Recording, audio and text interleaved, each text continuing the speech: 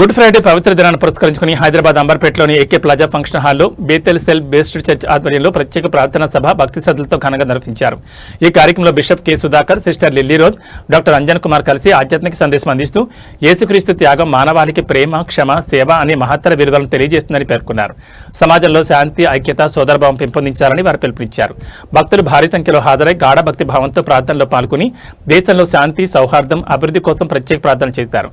ఆధ్యాత్మిక వాతావరణంలో కొనసాగిన ఈ కార్యక్రమం విజయవంతంగా ముగియగా నిర్వాహకులు హాజరైన ప్రతి ఒక్కరికి హృదయపూర్వక కృతజ్ఞతలు తెలిపారు.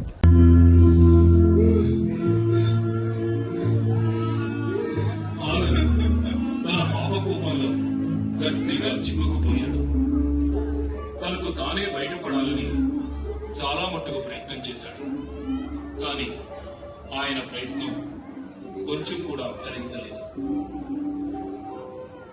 ఆనంద్ నమ్మకం కోల్పోయాడు.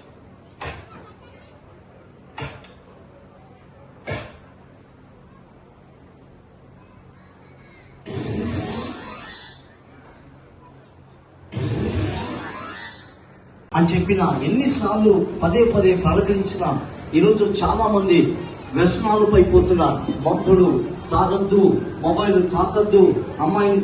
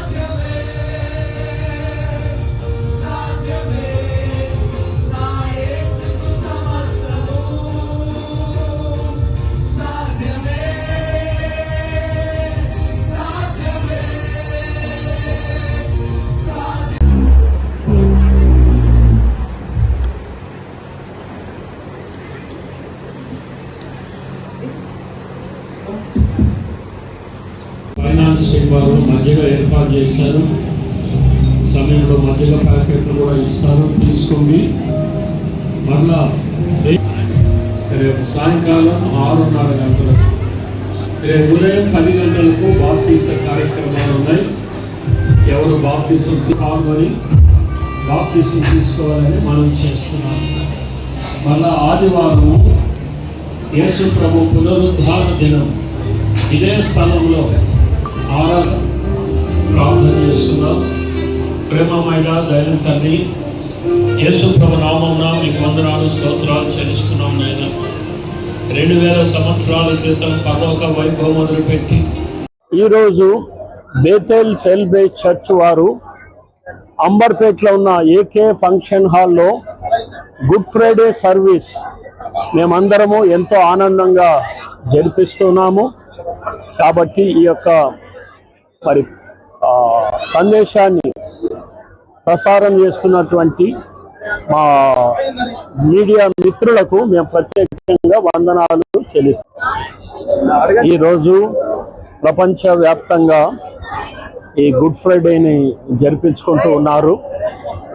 ఈ గుడ్ ఫ్రైడే యొక్క ముఖ్యమైన ఉద్దేశం ఏమనగా, మొదటి మానవుడైన ఆదాము పాపం చేశాడు.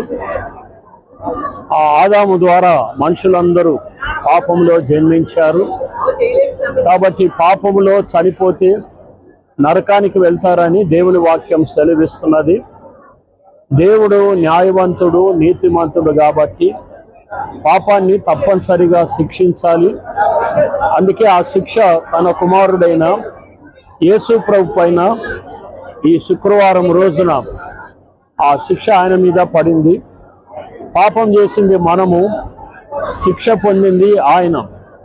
ఆయన ఏ పాపము ఎరగడు, పాపం లేకుండా జన్మించాడు, పాపం లేకుండా ఆయన జీవించాడు 33.5 సంవత్సరాలు. మరి మానవులందరి పాపాల కొరకై ఆ శిలువలో రక్తము చిందించి చనిపోయి పాతి పెట్టబడి 3వ దినమున తిరిగి లేచాడు. ఈ లోకంలో అందరూ బతకడానికి పుడుతున్నారు కానీ యేసు ప్రభు ఒక్కడే చనిపోవడానికి ఈ లోకంలో జన్మించాడు. ఆయన చావు ద్వారా అనేక ఆశీర్వాదాలు ఉన్నాయి. ముఖ్యంగా ఏ మరణం అయితే మనుషులందరినీ భయపెడుతున్నదో ఆ మరణపు ముళ్ళును ఆయన మరణం ద్వారా తెంచివేశాడు. ఇక మనము మరణానికి భయపడవలసిన అవసరము లేదు. అదేవిధంగా యేసు ప్రభు శిలువలో చనిపోవడం ద్వారా మన శాపము కొట్టివేయబడింది, మన పాపాలు కొట్టివేయబడ్డాయి, మన దరిద్రత కొట్టివేయబడింది. ఈ విధంగా యేసు ప్రభు శిలువ కార్యం ద్వారా అనేక ఆశీర్వాదాలు ఉన్నాయి.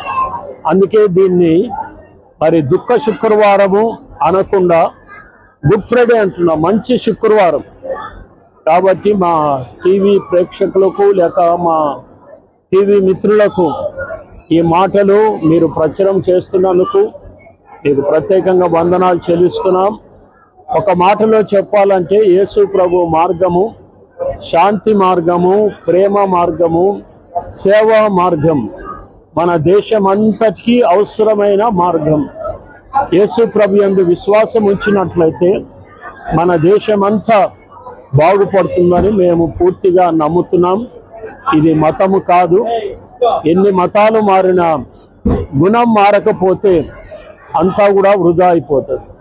కాబట్టి ఈ సందేశం విన్నవారు ఇప్పటికైనా సత్యాన్ని గ్రహించి పాప క్షమాపణ పొంది నిరీక్షణ కలిగి ఈ లోకంలో జీవించాలని యేసు ప్రభు నామమున మీకు మనవి చేస్తూ ఉన్నాం.